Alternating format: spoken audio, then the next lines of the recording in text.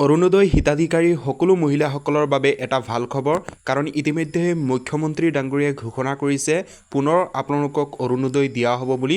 গতিকে কোনটো মাহৰ পৰা আপোনালোকে অৰুণোদয়ৰ ধনসমূহ লাভ কৰিব আৰু যিসকলে ইতিমধ্যে আগতেই অৰুণোদয়ৰ ধনসমূহ লাভ কৰিছিলে তেওঁলোকে এই অৰুণোদয় পাবনে নাই বা যিসকলৰ এতিয়ালৈ অৰুণোদয়ত নাম অহা নাই তেওঁলোকে কেনেকৈ পুনৰ তেওঁলোকে এই ধনসমূহ লাভ কৰিব, অৰুণোদয়ৰ ধনসমূহ লাভ কৰিব, সেই সকলো কথা আজিৰ এই ভিডিঅ'টিৰ জৰিয়তে জানিব পাৰিব।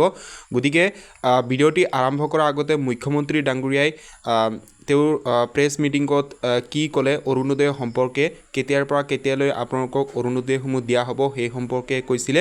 গতিকে প্ৰথমতে সেই ভিডিঅ' ক্লিপটো আপোনালোকক দেখুৱাই আছোঁ। আগষ্টৰ 1 তাৰিখৰ পৰা যোনে আগত অৰুণোদয় পাই আছিলে আগষ্টৰ 1 তাৰিখৰ পৰা তেওঁলোকে পাই থাকিব, কিন্তু মাজে মাজে আমি ক্লিনিং কৰি থাকো। কোনোবা মৰা মানুহ হ'ল বাদ গ'ল, কোনোবা চৰকাৰী চাকৰি পালে বাদ গ'ল, সেইখিনি। কিন্তু তাক বাদে আৰু এতিয়া নতুনকৈ একো কৰিব নালাগে। আগত যি একাউণ্টত 9,000 সোমাইছিলে সেই একাউণ্টতে অৰুণোদয় নিয়মীয়াকৈ পাই থাকিব। গতিকে মুখ্যমন্ত্ৰী ডাঙৰীয়াই কোৱা কথাখিনি আপোনালোকে নিশ্চয় বুজি পালে যে যিসকলে আগতে অৰুণোদয়সমূহ লাভ কৰিছিলে নিয়মিতভাৱে তেওঁলোকে পুনৰ আগষ্ট মাহৰ 1 তাৰিখৰ পৰা তেওঁলোকে নিয়মিতভাৱে এই অৰুণোদয়ৰ ধনসমূহ পায়ে থাকিব। আৰু যি আপোনালোকৰ যোনটো একাউণ্টত আগতে পইচাসমূহ সোমাইছিলে সেই একাউণ্টতে আপোনালোকৰ পইচাসমূহ সোমাব। তাৰ কাৰণে আপোনালোকে অৰুণোদয়ৰ ধনৰ বাবে আৰু পুনৰ আপোনালোকে একো কৰিব নালাগে। যদি আপোনালোকে আগতে এই অৰুণোদয়ৰ ধনসমূহ পাইছিলে সেই আগৰ দৰে আপোনালোকে ধনসমূহ লাভ কৰিব অৰুণোদয়ৰ আগষ্টৰ 1 তাৰিখৰ পৰা। কিন্তু যিসকলৰ অৰুণোদয়ত নাম অহা নাই তেওঁলোকৰ মনত হয়তো নিশ্চয় প্ৰশ্ন হৈছে যে আগষ্ট মাহৰ পৰা তেওঁলোকে এই অৰুণোদয়ৰ ধন কেনেকৈ লাভ কৰিব বা তেওঁলোকে এই ধনটো পাবনে নাই বা আবেদন কৰিব পাৰিবনে নাই। গতিকে আপোনালোকে ভিডিঅ' ক্লিপটোত নিশ্চয় চালে মুখ্যমন্ত্ৰী ডাঙৰীয়াই নতুনকৈ আবেদন প্ৰক্ৰিয়া সম্পৰ্কে বা আবেদন কৰাৰ সম্পৰ্কে একো কথা কোৱা নাই।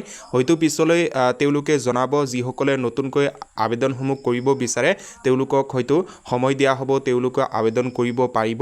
কিন্তু বৰ্তমানলৈ নতুনকৈ আবেদন কৰাৰ ক্ষেত্ৰত কোনো ধৰণৰ আপডেট অহা নাই বা মুখ্যমন্ত্ৰী ডাঙৰীয়াই এতিয়ালৈ কোনো কথা প্ৰকাশ কৰা নাই। হয়তো পিছলৈ আপোনালোকে ডিষ্ট্ৰিক্ট ৱাইজ আপোনালোকৰ VCDCতে হওক বা পঞ্চায়তে হওক বা আপোনালোকৰ ব্লকতে হওক হয়তো আপোনালোকৰ ফৰ্মসমূহ আহিব আবেদন কৰাৰ, তেতিয়া আপোনালোকে আবেদনসমূহ কৰিব পাৰিব। কিন্তু বৰ্তমানলৈ কোনো ধৰণৰ আপডেট অহা নাই।